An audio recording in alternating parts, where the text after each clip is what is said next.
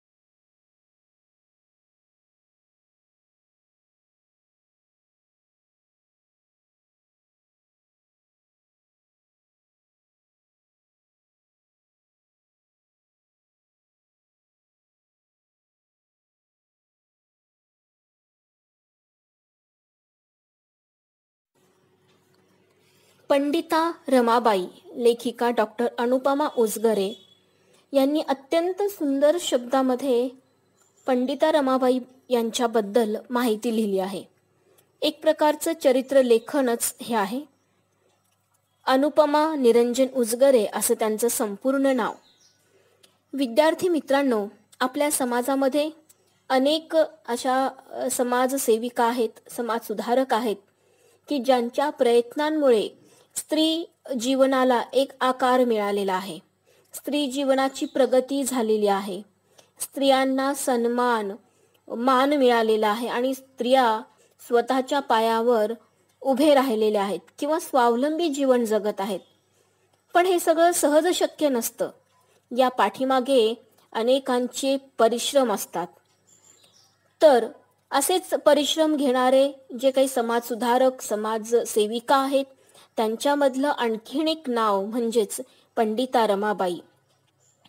तुम्हाला माहिती आहे, महर्षी कर्वे असतील, महात्मा फुले असतील, सावित्रीबाई फुले असतील, गोपाळ हरी देशमुख असतील, अशा अनेक समाजसुधारकांनी स्त्रियांच्या जीवनाला कलाटणी देण्याचं काम केलंय। स्त्री शिक्षणाची चळवळ उभी केलेली आहे आणि यामध्ये स्त्रिया तर स्त्रियांसाठी प्रयत्न करणारच, पण काही पुरुष देखील प्रयत्नशील होते आणि याच याच गटांमध्ये किंवा याच समाजसुधारक समाजसेविका यांच्या पंक्तीत आणखीन एक मानाचं नाव आहे, ते म्हणजे पंडिता रमाबाई यांचं. पंडिता रमाबाई यांनी स्त्रियांच्या शिक्षणासाठी, त्यांच्या स्वावलंबी जीवनासाठी जे जे काही केले, जे प्रयत्न केले, त्या प्रयत्नांचा थोडक्यात आढावा अनुपमा निरंजन उजगरे यांनी या पाठामध्ये घेतलेला आहे. आपण पाठ बघूयाच, पण तत्पूर्वी लेखिकेचा परिचय या ठिकाणी करून घेऊ. अनुपमा निरंजन उजगरे असं त्यांचं संपूर्ण नाव. जन्म त्यांचा अहमदनगर येथे. शिक्षण MA BEd PhD मराठीमध्ये. सध्या त्या वास्तव्यास आहेत ठाणे या ठिकाणी. त्यांचे अनेक साहित्य आहेत, म्हणजे साहित्याचे प्रकार आहेत. हिरकणी ही एक सांगीतिका आहे, म्हणजे एका विषयाला धरून त्यावर आधारित असे गाणे रचले जातात आणि ते तालात सुरात एखाद्या व्यक्तीची कथा त्या गाण्यांच्या माध्यमातून वर्तवली जाते. जसं मराठीमध्ये गीत रामायण आहे, बरोबर की नाही. रामायणाचा कथाभाग गीतांच्या माध्यमातून व्यक्त केला, अगदी तसाच हिरकणी इतिहासातील ही जी काही हिरकणी आहे, एक स्त्री आहे, तिच्या कर्तृत्वावर आधारित तिचा जो प्रसंग आहे त्या प्रसंगावर आधारित अशा कविता रचलेल्या आहेत, म्हणून त्याला एक सांगीतिका असं म्हटलेलं आहे. खाद्य संस्कृती विषयक पुस्तक सुद्धा त्यांचं प्रसिद्ध आहे, वाक्प्रचार व म्हणी असलेलं. त्यानंतर परकीय ख्रिस्ती मिशनरींचे मराठी भाषा विषयक कार्य असं हे माहितीपर पुस्तक सुद्धा त्यांचं प्रसिद्ध आहे. परकीय ख्रिस्ती मिशनरींचे म्हणजे परकीय असून सुद्धा मराठी भाषा विषयासाठी त्यांनी जे कार्य केले अशा ख्रिस्ती मिशनरींचे, म्हणजे मिशनरी म्हणजे एक प्रकारचे धर्मसुधारक म्हणू आपण, ख्रिस्ती मिशनरींचे त्यांचे जे कार्य आहे मराठी भाषा विषयाच्या संदर्भातील, त्यावर आधारित एक माहितीपर पुस्तक त्यांनी लिहिलेलं आहे. त्यानंतर कथाही लिहिलेली आहे. त्या कथेचं नाव सागर. बिलोरी कवडसे नावाचे ललित लेख लिहिलेले. ललित लेख मी वारंवार तुम्हाला सांगत आलेली आहे की आपण जे टेक्स्टबुकमध्ये मराठी पुस्तकांमध्ये जे चॅप्टर्स म्हणजे जे पाठ बघतो ते पाठ म्हणजे ललित लेखच असतात. महाराष्ट्राबाहेरील मराठी 2001 भाषा विषयक पुस्तक हे सुद्धा त्यांचं प्रसिद्ध आहे. एवढंच नाही तर अजून बरंच काही आहे, त्याचा आढावा आपण घेणारच आहोत. पुढे बघूया.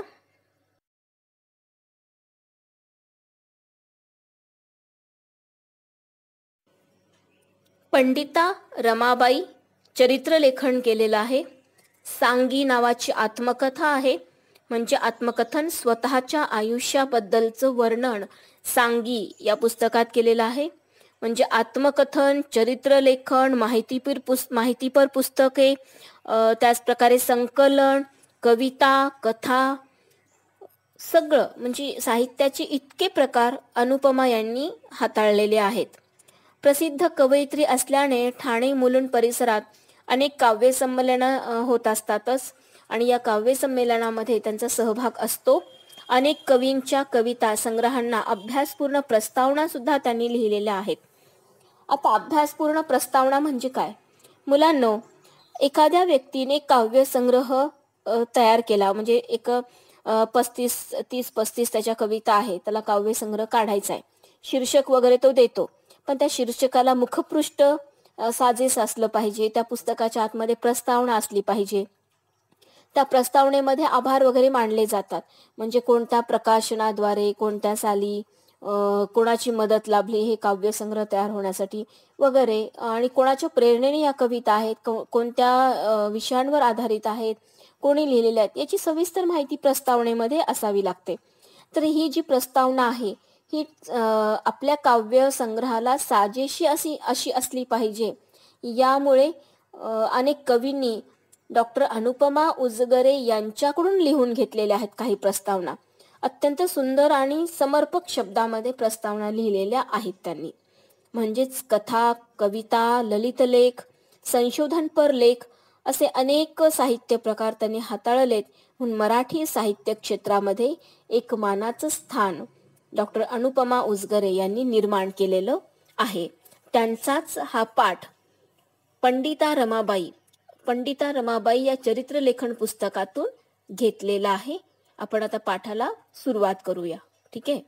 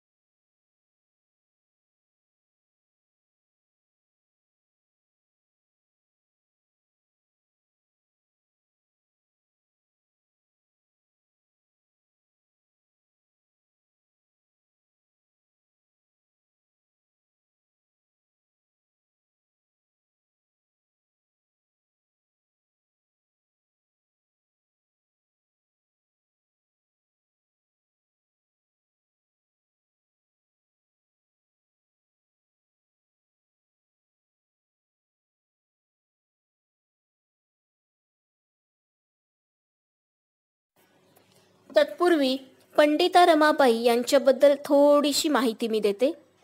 पंडिता रमाबाई यांचा जन्म 23 एप्रिल 1858 मध्ये एका ब्राह्मण कुटुंबात झाला. ब्राह्मण कुटुंब. त्यांचा मृत्यू 5 एप्रिल 1922 साली. त्यांच्या आईचं नाव लक्ष्मीबाई आणि वडिलांचं नाव अनंत शास्त्री डोंगरे. त्यांचे वडील संस्कृत विद्वान होते. म्हणजे संस्कृत भाषेचं ज्ञान त्यांना जे होतं याचा मूळ पिंडच त्यांचं घराणं.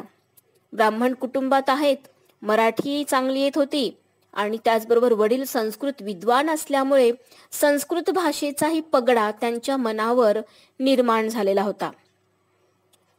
1877 मध्ये त्यांच्या आई वडिलांचा मृत्यू झाला. त्या काळामध्ये सतत दुष्काळ पडत असायचा. तर या दुष्काळामध्येच उपासमारीने म्हणा किंवा आजारपणामुळे आणि त्याच्यावर योग्य उपचार न झाल्याने आई आणि वडील दोघांचाही मृत्यू झालेला आहे. वडिलांनी एक चांगलं काम हाती घेतलं होतं, संस्कृत भाषेचा प्रचार आणि प्रसार करण्याचं. लोक शिक्षणासाठी तयार होत नसायचे. काम महत्वाचं वाटायचं शिक्षणापेक्षाही. पण त्यांच्यामध्ये शिक्षणाची आवड निर्माण करणे, त्याचबरोबर संस्कृत बद्दल आवड निर्माण करण्यासाठी ते गावोगावी जाऊन खेड्यापाड्यातील सगळ्यांना संस्कृत भाषेचं ज्ञान देत असायचे. तर वडिलांच्या आईच्या मृत्यूनंतर हेच काम आपण पुढे चालू ठेवावं असंच पंडिता रमाबाई यांना वाटलं आणि भावाच्या मदतीने त्यांनी संस्कृत प्रचाराचे हे कार्य पुढे सुरू ठेवले. अनेक ठिकाणी भाषणे केली. मराठी संस्कृत यांचं महत्त्व पटवून देण्यासाठी खूप ठिकाणी भाषणे केली. इंग्लंडची यात्राही केली.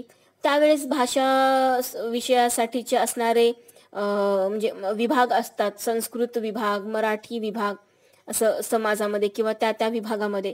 तर त्यांच्या मदतीने त्यांनी, आता तेव्हा काही फार हे नव्हतं, पण तरी सुद्धा मोठमोठ्या व्यक्तींच्या सहकार्याने, त्यांच्या आर्थिक मदतीने त्यांनी इंग्लंडची यात्रा केली आणि तिथेही आपल्या भाषेचा प्रचार केला, प्रसार केला. आपल्या संस्कृत भाषेतून भाषणं केली आणि त्याचमुळे त्यांच्या संस्कृत भाषेवरचा जो काही पगडा आहे यामुळे याची प्रसिद्धी कोलकातामध्ये झालेली होती, बंगाल प्रांतात झालेली होती. आणि म्हणून कलकत्ता येथील काही विचारवंत म्हणू, समाजसुधारक म्हणू, त्यांनाही स्त्रियांच्या शिक्षणासाठी कार्य करायचं होतं. मग तिथे सभा आयोजित करायची होती महिलांसाठी खास. तर मग यांना बोलवण्यात आलेलं होतं, पंडिता रमाबाई यांना. आणि म्हणून इंग्लंडची यात्रा झाल्यावर 1881 मध्ये त्या कोलकाताला गेल्या आणि तिथेच आर्य महिला सभा स्थापन केली आणि या सभेमध्ये त्यांनी भाषण केलं ते संस्कृतमध्ये. कोलकाता बंगाली भाषा असणं गरजेचं, पण बंगाली भाषा त्यांना येत नव्हती म्हणून त्यांनी संस्कृत भाषेचा वापर केला. संस्कृतमधून भाषण केलं, स्त्रियांना प्रोत्साहन दिलं. नंतर या संस्कृतचा बंगाली भाषेत अनुवाद करण्यात आलेला होता. अशी ही पहिली महिला आर्य सभा, पहिली आर्य महिला सभा स्थापन केली 1881 मध्ये. त्यानंतर भावाचाही मृत्यू झाला, म्हणजे त्याच वेळेस त्याच दरम्यान 1880 मध्ये भावाचा त्यांचा मृत्यू झाला आणि मग एकाकी जीवन, एकटेपणा आला. पण हे कार्य तर हाती घ्यायचंच होतं आणि म्हणून बिपिन बिहारी मेधावी यांच्याशी त्यांनी विवाह केला. विवाह केल्यानंतर कलकत्त्याला काही काळ वास्तव्य केलं. हा विवाह आंतरजातीय होता अर्थातच, कारण त्या ब्राह्मण कुटुंबातल्या आणि हे बंगाली म्हणजेच बिहारी, बिपिन बिहारी मेधावी असं त्यांचं नाव, बंगाली आणि प्रसिद्ध वकील. त्यांनी विवाहासाठी विचारलं आणि विवाह केला. त्यानंतर त्यांच्या कार्याबद्दल कैसरी हिंद हा पुरस्कार सुद्धा पंडिता रमाबाईंना देण्यात आला. कलकत्ता विद्यापीठात संस्कृत क्षेत्रात त्यांचे ज्ञान आणि काम पाहता त्यांना सरस्वतीची सर्वोच्च पदवी सुद्धा मिळाली. अशा या पंडिता रमाबाई.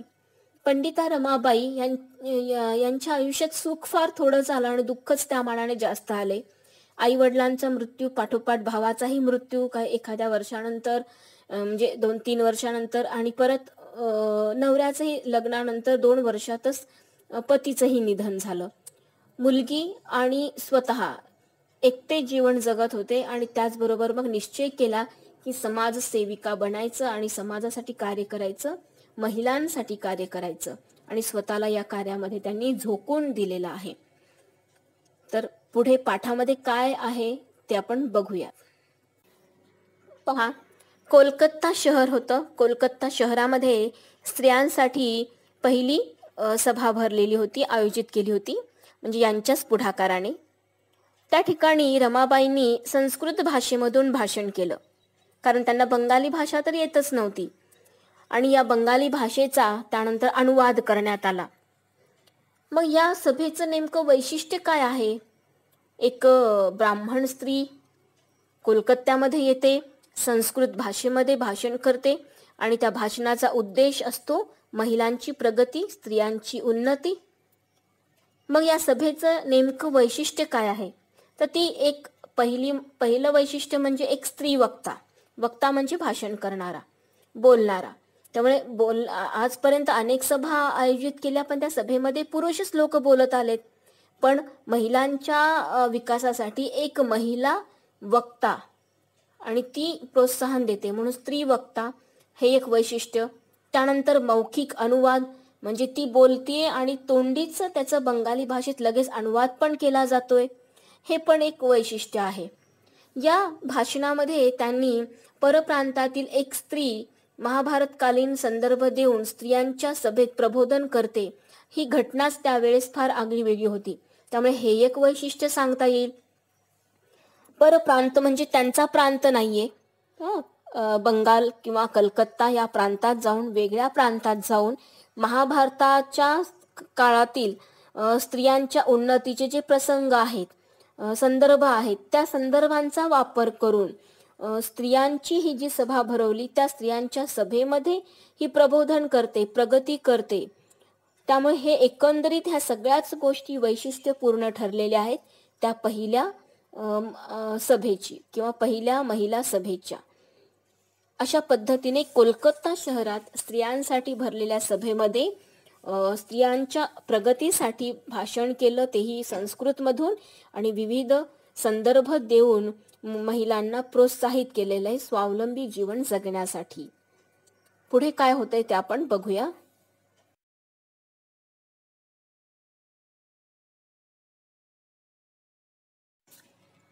चला तर मग आपण पाठाला सुरुवात करूया. पहा, पंडिता रमाबाई हा पाठ आपण वाचून घेतलेला आहे एकदा. आता एकेका पॅरेग्राफचा अर्थ मी तुम्हाला सांगते. कोलकाता शहरात देशभक्त आनंद मोहन यांनी स्त्रियांसाठी जी खास सभा बोलवली होती, ती भारतातील स्त्रियांची पहिली सभा होती. पहा, कोलकाता शहरामध्ये देशभक्त आहेत आनंद मोहन यांनी स्त्रियांसाठी एक सभा बोलवली, आणि या सभेचं वैशिष्ट्य म्हणजे इथे बोलणारी जी स्त्री वक्ता आहे ती पंडिता रमाबाई. त्यांना त्यावेळेस बंगाली भाषा येत नव्हती, पण अगदी मायबोलीसारखा सराव असलेला संस्कृत भाषेचा त्यांनी वापर केला आणि संस्कृतमधून भाषण द्यायला सुरुवात केली. दुसरं वैशिष्ट्य या सभेचं असं आहे की या भाषेचा बंगालीमध्ये मौखिक अनुवाद पण केला त्याच वेळेस. त्या एखादं वाक्य उच्चारायच्या किंवा एखादी माहिती की लगेच बंगालीतून त्याचा अनुवाद करून सांगितलं जायचं, स्पष्टीकरण दिलं जायचं. अशी ही सभा, पहिली सभा आर्य महिला सभा 1881 साली पंडिता रमाबाईंनी स्थापन केली आणि त्यामध्ये यांचं भाषण संस्कृतमधून झालं. स्त्रियांची ही पहिली सभा होती, पहिली स्त्री वक्ता होती आणि मौखिक अनुवाद ही या सभेची वैशिष्ट्य ठरलेली होती. एक परप्रांतातील परभाषिक स्त्री महाभारतकालीन संदर्भ देऊन स्त्रियांच्या सभेत प्रबोधन करते, ही घटनाच फार आगळी वेगळी होती त्या काळासाठी. कारण मुळात या पंडिता रमाबाई कलकत्त्यामधील नव्हत्या, परप्रांतातील होत्या. पण कलकत्तात नंतर स्थायिक झाल्या लग्नानंतर आणि स्थायिक झाल्यानंतर लगेचच त्यांनी स्त्रियांच्या प्रगतीसाठी जे कार्य हाती घेतले त्याला सुरुवात केली. पहिली महिला आर्यसभा भरवली आनंद मोहन यांच्या मदतीने आणि त्यानंतर तिथे संस्कृतमध्ये भाषण केले आणि भाषणामध्ये महिलांना प्रोत्साहन देण्यासाठी महाभारतकालीन संदर्भ दिलेले, महाभारतातील उच्च प्रतिष्ठित स्त्रियांचा गौरव केला, त्यांच्या मान प्रतिष्ठेचा किंवा त्यांच्या शिक्षणाच्या संदर्भातील सगळ्या महाभारतकालीन संदर्भ देऊन स्त्रियांना जागं केलं, प्रबोधन घडून आणलं त्यांच्यामध्ये. त्यांच्या मनात ही भावना निर्माण केली की आपणही महत्वाचा घटक आहोत आणि आपण सुद्धा स्वतःच्या पायावर उभं राहिलं पाहिजे. तर असं प्रोत्साहन पंडिता रमाबाईंनी त्या सभेमध्ये जमलेल्या महिलांना केलेलं होतं. म्हणून ही घटनाच फार वेगळी आहे, आगळी आहे असं या ठिकाणी म्हटलं जाते. इथपर्यंत समजलं का तुम्हाला? या पाठाचा पुढचा भाग आपण नंतरच्या तासाला बघूया.